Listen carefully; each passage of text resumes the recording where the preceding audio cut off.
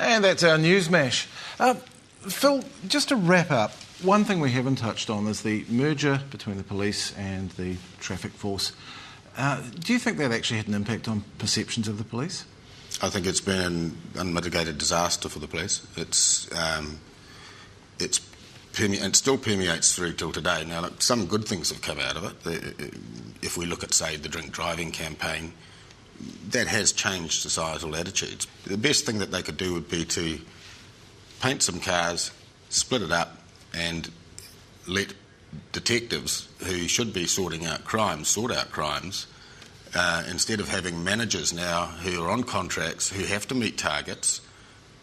Don't be put off by the rubbish about not being quotas. They have to meet targets, and there are occasions where you have detectives who are working on a crime who are being told that they might have to come off that duty to go and get the required number of traffic offences. And that, as Phil said, that affects public perceptions and feeds into the PR battle. You were there at the time. Do you agree? Yes, I was worried about it when it happened, and I agree with Phil that I think it has been a bit of a disaster. I mean, people who fall out with the police over traffic tickets are not going to be well disposed towards the police when they turn up on the jury.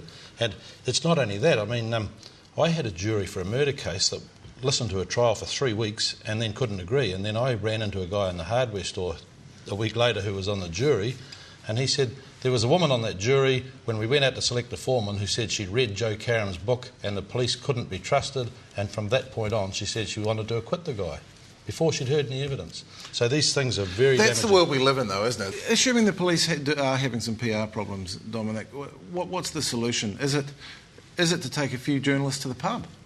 I think it's getting working police officers back dealing with the media. I mean, from my perspective, that always worked well, and I like that idea. And it was just uncomplicated, and the informal approach was good.